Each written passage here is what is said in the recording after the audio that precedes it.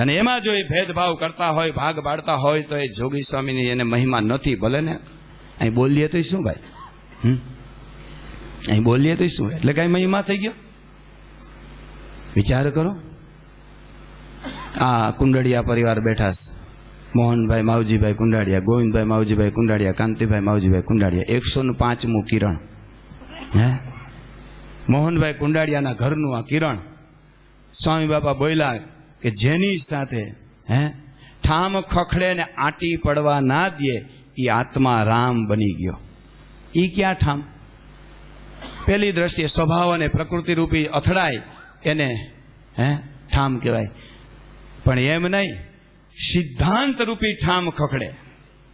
શ્રેષ્ઠ ઠામ લ્યો અત્યારે, સોનાના ઠામ.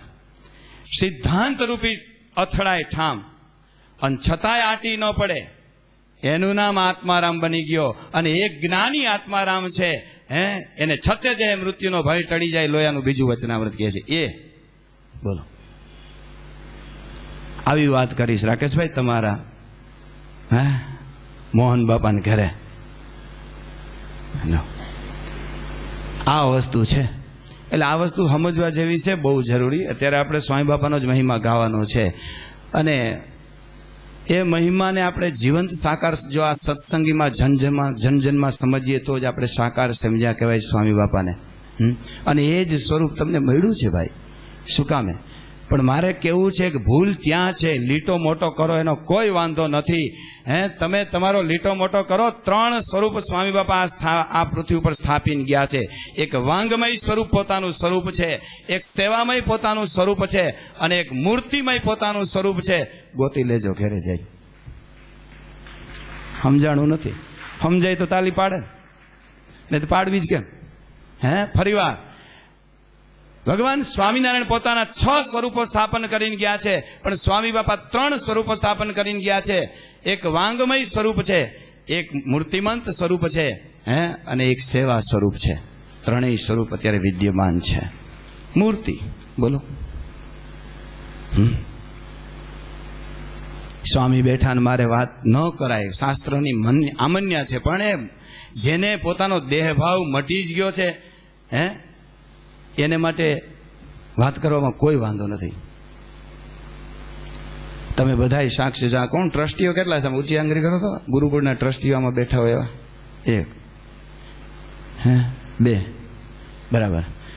દેવ સામે કોઈ દી ચાવી રાખી કઈડમાં? કોઈ દી ઓફિસમાં આવ્યા? પ્રમુખ હોય સંસ્થાનો, અને કોઈ દી ઓફિસમાં આવીને વ્યવહારનું પૂછે નહીં, અને કોઈ વસ્તુ ચાવી કડમાં ના રાખે, એવો જો કોઈ કોઠારી થયા હોય અને એવા કોઈ પ્રમુખ થયા હોય ને, તો આ પૃથ્વીમાં એક જ છે. આખી પૃથ્વીમાં એક જ છે. આ હેલું નથી. મારી કડમાં મારી સંસ્થાની ચાવીઓ છે. આખી પૃથ્વીમાં એક જ છે કે સંસ્થાનો પ્રમુખ હોય, કોઠારી હોય, છતાં એને કોઈ વ્યવહારની ચિંતા ન હોય. કોઈ દી પૂછે નહીં શું આવ્યું, શું ગયું, આ હરિભગત કેટલી પહોંચ ફડાવી ગયો, કાંઈ નહીં. વ્યવહારથી અલિપ્ત સ્વરૂપ, આ નિસ્પૃહીપણું મૂર્તિમંત અહીં બેઠું છે. એ લીટો મોટો કરો, એની સામે કોઈ વાંધો નથી. કરો મોટો. બોલો. અને એથી બીજી વાત કરું, તમે ગમે હરિભગત કોનો છે, આ કોનો છે, આ કોઈ દી ભેદ નહીં. એ નહીં, અમે તો જોયેલું છે. હું કહું, મારો અનુભવ કહું. અમારે સંતોને અહીંયા હજી જૂના છે, બીજું બધું નવું થઈ ગયું, નાવ ધોવાનું જૂનું છે. 2 પેશાબખાના છે, ટોયલેટ છે. સ્વામી કદાચ ભરાઈ ગયો ને કચરો, તો એમાં હાથ નાખી, બહુ વ્યવસ્થિત વાત કરું છું, એમ વાસ્તવિકતા જ, અને સાફ કરતા હોય, અને કોઈ સંત કદાચ એને લઘુશંકા જવાનું થયું હોય આગલા પેશાબખાનામાં, એ પેશાબ કરીને વયા જાય, છતાંય આ પુરુષના મનમાં એમ ન થાય કે આ સાધુ અવિવેકી છે. એ સ્થિતિ છે આ. એ જોગી સ્વામીની, મેં પહેલા જ કીધું, જોગી સ્વરૂપ. એમને એમ જોગી સ્વરૂપ નથી થતું, એના મનમાં સંકલ્પ ન થાય. તમે હુતા હો ને એ સાવણી લઈને સભા મંડપ વાર્તા હોય તેને એમ ન થાય કે આ યદી છે, આ ઉડતો નથી, આને વિવેક નથી, આ મોટા વારે છે ને આપણા હાથમાંથી લઈ લેતો નથી. આવું ન થાય. આ મૂર્તિ સ્વરૂપ, એક વાંગ સ્વરૂપ, જેની વાતોમાં જ્ઞાન ઝલકે છે. અને એક સત્સંગી અને સંસ્થાની સેવા, જેના રોમ રોમમાં ઝલકે છે. આ 3 સ્વરૂપ મળ્યા છે. હવે મહેરબાની કરીને એમાં ભાગલા ના પાડતા. હાથ જોડું. હે ત્યાં ત્રાજવા ના મૂકતા. સ્વામી બાપા પાસે એક આવ્યો એ કે ગોપાળાનંદ સ્વામી મોટા કે ગુણાતીતાનંદ સ્વામી મોટા? હે તો સ્વામી કે તારા ને મારા કરતા બેય મોટા, બોલ હું કેવું? અને આવા ભાગલા પાડનાર કોઈ સત્સંગી આમાંથી વાત કરતા હોય અને ત્યારે કોઈ કયો સત્સંગી એવો છે કે એને એમ કે આપણા બેય કરતા 3 મોટા છે, એમાં ક્યાં પૂગ્યો તું તારું કરીને? હે એવા કેટલા? એ સર્વ રીતે એ સ્વરૂપ બધા એના જ છે. હે એ સાધુ એના જ છે. જોગી પરિવાર કાલના કે ચામડાના જોડા પહેરાવીએ. મુક્તાનંદ સ્વામી ગઢડાની અંદર બેઠા હોય. હે અલા મુક્તાનંદ સ્વામી આયલા જતા એક કૂતરું બેઠું હતું, પૂંછડી ઉપર પગ આવી ગયો અને મુક્તાનંદ સ્વામી દંડવટ કરવા માંડ્યા કે આ ગઢપુરનો એક ભક્ત છે અને આપણે જોગી સ્વામીના સત્સંગી, જોગી સ્વામીના સાધુ.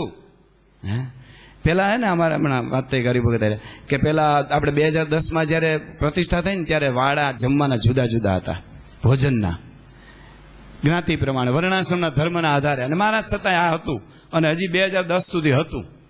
અને આનો સ્લેબ ભર્યો ઉપર ત્યાં સુધી પીરસવામાં અલગ અલગ હતું, અમે જોયેલું. બરાબર, એ વાત રહેવા દો. મારે કેવું છે, એ ભોજન માટે વર્ણાશ્રમના ધર્મના વાડા હતા, હવે ભજન માટે વાડા કરી નાખ્યા.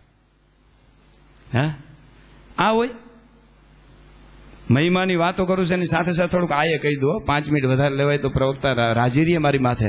હે હું ખાસ રોકાણો છું એટલા માટે હું મારી સરસાઈની વાત નથી કરતો. આજે 2-4 વર્ષ ત્યાં સતત ધોરાજીની શોભાયાત્રાનું પ્રસ્થાન અમારા અહીંથી થાય છે. એ કાર્યક્રમ પણ મેં કેન્સલ કર્યો. ભાયાવદરની અંદર અત્યારે 26 રથ ફરી રહ્યા છે શોભાયાત્રાના, એ પણ પ્રસ્થાન કરવાનું હતું ને એમાં હાજરી આપવાના હતી, એ પણ મેં કેન્સલ કર્યો. શું કામે? આ તમારા બધાના દર્શન કરવા માટે, જોગી પરિવારના દર્શન કરવા માટે મારા 2 કાર્યક્રમ મેં કેન્સલ કરીને અહીં રોકાણો. હે આ મને એટલી મજા આવી. સારું આપણું સ્થાન છે, આપણું માતૃભૂમિ છે ભાઈ. હે એ સિવાય નાના સ્વામી કે આપણે હજી છપૈયા અને અયોધ્યાને પ્રવાસ લઈ જવાનો છે, યાત્રા લઈ જવાની, એની તૈયારી કરવાની છે, પુલહાશ્રમને યાત્રાની તૈયારી કરવાની છે. હું કોઈ જે હોય અહીં મજા આવે. હે ઓલા બ્રહ્માનંદ સ્વામી ગયા મહારાજ પાસે, એ કે મામા અહીં રોકાઈ જાય, મજા આવે, અહીં મજા આવે. સમજાય છે તો સારું. મારા વાક્યો અડધા તો તમને પછી સમજાય તો ભલે, નહીતર થયું. હે એટલે જે સ્વરૂપનું સ્થાપન કરો એનો જેટલો સમજાય એટલો મહિમા સમજો, જેટલી આજ્ઞા પડે એટલી આજ્ઞા પાડો, જેટલું નિષ્કપટ થાવ એટલું નિષ્કપટ થાવ, પણ હંમેશાના માટે કોઈ ખંડિત ના કરો. એ ભૂલ નહીં કરતા. હે એ ભૂલ નહીં કરતા તો એ આપણને જોગી સ્વામી રાજી ન થાય. તો જોગી સ્વામી રાજી નહીં થાય. કોઈ એમ સ્થાપન કરતો હોય તે વાત ખોટી છે. એક જ સ્વરૂપને સ્થાપન કરી અને બીજા સ્વરૂપને ગૌણ કરે તો એ જોગી સ્વામીને બરાબર સમજો જ નથી. જોગી સ્વામીના એક સિદ્ધાંતને સ્થાપન કરી બીજા સિદ્ધાંતને ગૌણ કરે એ સમજો જ નથી, તો એને માથા જ ગયા. એમ એક સત્સંગી પછી આ બધા તમે સ્વરૂપ છો. તમારા શરીરમાંથી ટોલો થાય એ એનો જ કહેવાય ને ભાઈ. પુત્ર થાય એ તમારો, ટોલો તમારો. નાનામાં નાનો ગારા જેવો હરિભક્ત હોય ને, ખાલી જોગી એટલું બોલ્યો હોય ને, જોગીનો જ બોલ્યો હોય ને, તોય જોગી સ્વામી કલ્યાણ કરે. એવા જોગી સ્વામી આ સોરઠ દેશને મળ્યા. બોલો. હે એટલે વાલા ભક્તો કેટલાક ગુણ ગાઈએ સ્વામી બાપાના. બસ મને તો પૂર્ણ વિશ્વાસ છે ને. અત્યારે તો ત્યાં નવો સત્સંગ, નવા એરિયામાં નવો સત્સંગ કરાવી રહ્યા છીએ અને સ્વામી બાપાને સંભાળીને જ્યાં જે સંકલ્પો કરીએ અધ્યાપી પર્યંત પૂરા કરે છે. અને ક્યાંય અટકું ને અહીં ફોન કરું, અધ્યાપી પર્યંત અહીં ફોન કરું. 250 જણાને નિયમને આપ્યા અમે જોગી બાપા નિમિત્તે, 250 જણાને. અને જોગી બાપા નિમિત્તે આ મંત્ર લેખનની વાત થાય છે, મંત્ર જાપની, એટલે હું કહેવાય નહીં પણ 51 લાખ મંત્ર જાપ કરવાનો 1 વર્ષમાં પ્રયત્ન પૂરેપૂરો કરીશ. પ્રવૃત્તિ ઘણી બધી છે પણ 51 લાખ મંત્ર કરી અને એક હરિભગત 51 લાખનું નિયમ લેજો. બીજું બોલોમાં જો જોગી બાપા મળ્યા હોય તો ગોપીઓના હાઈડકા જો કૃષ્ણ કૃષ્ણ બોલતી હોય તો સોરઠના સત્સંગીઓના હાઈડકા, એના શ્વાસ, એના રોમ, એના એક શબ્દો જોગી જોગી બોલવા જોઈએ, જોગી જોગી બોલવા જોઈએ. બોલો. એટલે એ મંત્ર જાપનું પણ નિયમ લેજો. અને બસ અંતમાં એટલું જ કહું કે આ જોગીની જ્યોત સદાયને માટે જલતી રહેશે રહેશે ને રહેશે. અસ્તુ. જય સ્વામી.